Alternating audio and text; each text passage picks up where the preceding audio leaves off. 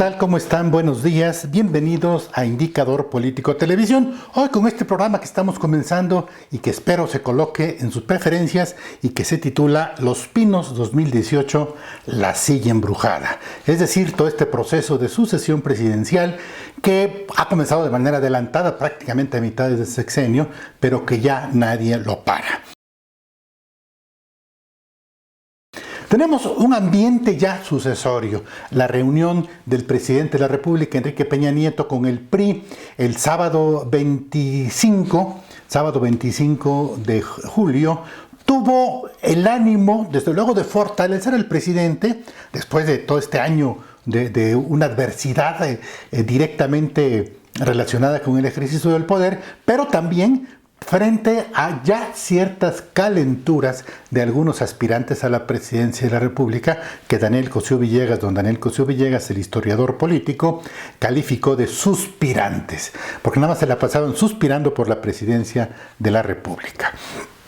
El proceso de sucesión presidencial va a tener dos etapas. La primera es la que estamos viendo y que es de manera muy especial el proceso de designación del candidato del PRI a la presidencia de la República. Y luego se completaría con la otra parte, que sería la de los procesos de nominación de candidatos de otros partidos. Pero por lo pronto podemos decir que ya, inclusive, como dicen nuestros campesinos desde endenantes, se ha establecido que el candidato esta coalición de neopopulista entre el PRD y la izquierda en Morena sería López Obrador. El PRD estaría pensando en poner su propio candidato, pero a la larga López Obrador y su propia fuerza va a tener que absorber al PRD. Morena será pues quien pondrá del lado de la izquierda el candidato a la presidencia. Y del PAN, bueno, hay pocos candidatos. Rafael Moreno Valle, gobernador de Puebla, el propio dice que no, pero bueno, ya sabemos que nuestros políticos dicen que sí cuando dicen que no. Gustavo Madero, algún gobernador que pueda surgir por ahí. En el lado del PRI hay dos visibles, uno que se está medio colocando, ya lo mencionamos, Luis de Garay, secretario de Hacienda, Miguel Osorio Chong, secretario de Gobernación, y Manlio Fabio Beltrones, el todopoderoso jefe de la bancada del PRI en la Cámara de Diputados, que ya está de alguna manera diciendo que sí quiere ser el aspirante, aunque las reglas no lo benefician. Lo que ocurrió el fin de semana fue un fortalecimiento a favor del presidente de la República. Regresamos al viejo presidencialismo que se resumía en una frase que durante los 70s, 60s se mencionaba con mucha claridad en cuanto a los alcances de este proceso.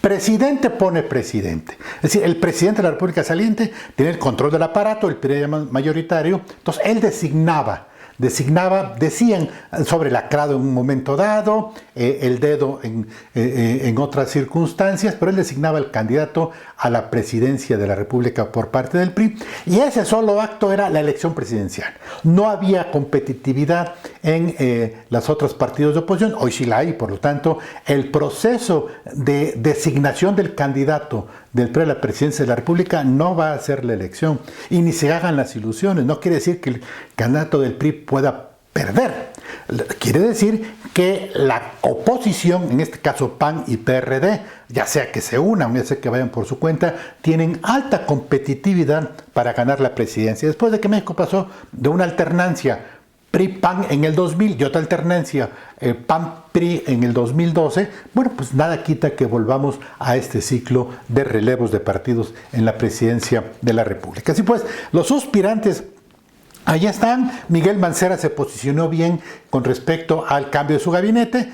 Se fue de vacaciones en este proceso de arranque. Él no tiene problemas. Él sigue siendo jefe de gobierno por parte del PRD, pero como una candidatura no partidista. Y él quisiera llegar al 2018 de esta manera. Los partidos están también de alguna manera reacomodándose. Morena es López Obrador y no hay discusión en cuanto a su liderazgo. En el PAN están compitiendo Javier Corral como parte de los disidentes y por parte del oficialismo panista Ricardo Anaya, y en el PRI el presidente de la República va a decir quién será el candidato. Hay 4 aspirantes, hay que tomar nota porque pueden de alguna manera de alguna manera, dar ciertas líneas de cómo vendría la designación del candidato. Uno sería el gobernador de Chihuahua que se quiere colar, César Duarte. Otro sería Enrique Martínez y Martínez, es gobernador de Coahuila y miembro de aquel grupo del TUCOM, fue precandidato presidencial en el 2000.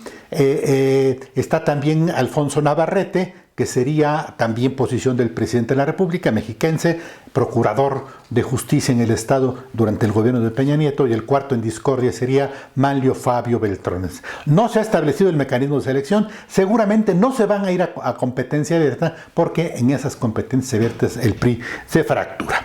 En fin, estamos pues frente a este tipo de escenarios no novedosos, pero sí muy adelantados. Faltan prácticamente 2 años y 11 meses para las elecciones.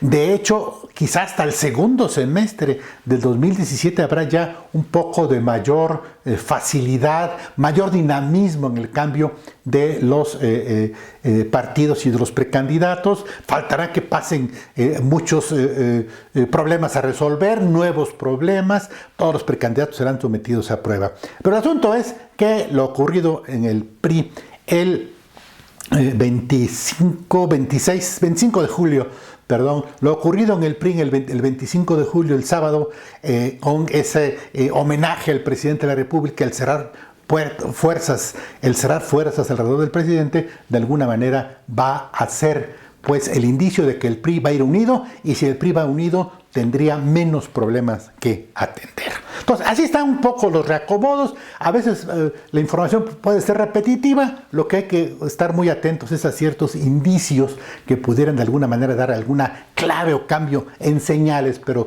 todo va más o menos marchando como se prevé. Ahora entramos a esta parte de la silla embrujada. ¿Por qué tanto interés en la silla presidencial? Bueno, es el símbolo del poder. Estamos haciendo más o menos alguna referencia histórica. Esta lucha por la presidencia ha tenido muchos sobresaltos en los poco más de 200 años de México como república independiente. Esta vez quiero detenerme en este periodo de la república centralista, 1836-1843, cuando México decide romper con el federalismo que no les había dado resultado, y no les había dado resultado porque México no estaba preparado para un federalismo como se consideraba. Y ahí está la maldición, como se le conoce, del padre Mier, que él dijo en el debate de la Constitución del 24, que estableció el federalismo. Dijo: nadie me puede discutir a mí que yo no soy federalista, pero si este país va al federalismo, será el origen de muchos problemas que no podemos resolver. La Constitución del 1824 decreta el México federalista, dura 12 años. En el 36 viene un movimiento mayoritario de los conservadores, se decreta la República centralista, no hay gobiernos de los estados, sino que se declaran los departamentos o departamentos estatales. Todas las autoridades serán nombradas por el presidente de la República, y la Constitución se sustituye por las famosas 7 leyes constitucionales, todas ellas para centralizar el poder. No hay que ir muy lejos. En la actualidad, Colombia es una república centralizada, no tiene estados, sino tiene departamentos, y de alguna manera les ha ido muy bien, o cuando menos no les ha ido tan mal. ¿Cómo se elegía presidente de la República en 1836 en la República Centralista? Era muy interesante. Si la Constitución de 1824 decía que todos los gobiernos estatales vía sus legislaturas debían mandar 2 nombres de 2 candidatos, se centralizaba en la Cámara Federal, se hacía una terna y entonces se designaba al presidente y al vicepresidente de la República. En la República Centralista, el Consejo y los ministros, o sea, los secretarios del gabinete, el Senado y la entonces llamada Alta Corte de Justicia, que era la Corte Suprema de Justicia, hoy Suprema Corte de Justicia de la Nación, enviaban al Congreso Federal nombres de 3 precandidatos cada uno. Por lo tanto, toda la bolsa de candidatos se reducía a 9. Estos 9 candidatos eran analizados por el Congreso Federal y ellos decían quién era el presidente de la República. Repito, eran 3 precandidatos, uno del Consejo de Ministros, otro del Senado y 3 más de la Alta Corte de Justicia o Suprema Corte de Justicia. Designaban presidente y vicepresidente, y en aquella época, fíjense ustedes nada más que interesante, el país se gobernaba solamente con 4 ministerios o 4 secretarías de Estado: Interior, Relaciones Exteriores, Hacienda y Guerra y Marina. Y el país pues le iba muy bien. Como organismo superior, no muy funcional, estaba el famoso Supremo Poder Conservador. La palabra conservador no tenía ninguna noción ideológica, sino establecía simplemente las reglas de lo que se tenía que conservar. Si un gobernante, algún político, algún poder tomaba una decisión que podría causar efectos negativos, se iba a la denuncia al Supremo Poder Conservador, y este Supremo Poder Conservador, formado por 5 personas, era el que decidía cuál era la ruta a seguir. Era una especie de cuarto poder constitucional. Estaba el Ejecutivo, el Legislativo y el Judicial, y el Supremo Poder Conservador.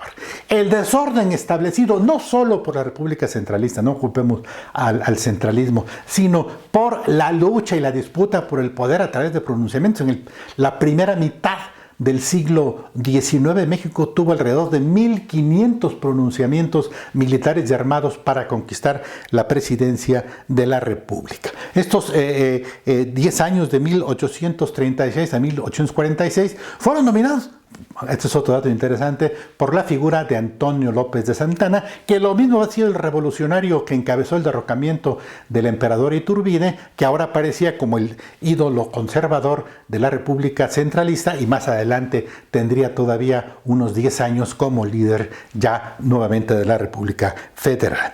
En ese sentido, pues el presidente de la República, que tenía el cargo de supremo poder ejecutivo, era electo, resultaba de una bolsa de 9 precandidatos que eran examinados y del cual sale el nombre del presidente y del vicepresidente en la Cámara Federal de Diputados o el Poder Legislativo. No había, los precandidatos podían luchar, pero como no había instancias ni instrumentos, ni había específicamente un sistema político, como sistema político el que conocemos fue fundado por Benito Juárez, y hablaremos más tarde de ese tema, pero aquí les adelanto, fue fundado por Juárez como maquinaria de poder, ya tomando en cuenta cómo se fue haciendo Benito Juárez de todos los hilos de poder. Pero en esta primera mitad del siglo XIX, México era un caos, un desorden inclusive en cuanto a sus instituciones políticas. Pero lo interesante y lo que vale la pena subrayar también aquí es que aún en estas instancias, en esta lucha por el poder a través de pronunciamientos, invasión norteamericana, guerra civil, invasión francesa y el imperio de Maximiliano, México pudo mantener la esencia como sociedad que quería aspirar a una república independiente. Bueno, este es nuestro programa Dos Pinos 2018, La Silla Embrujada. Les agradezco su atención. Nos vemos en YouTube, en nuestra página internet noticiastransición.mx. Hasta la próxima. Muchas gracias.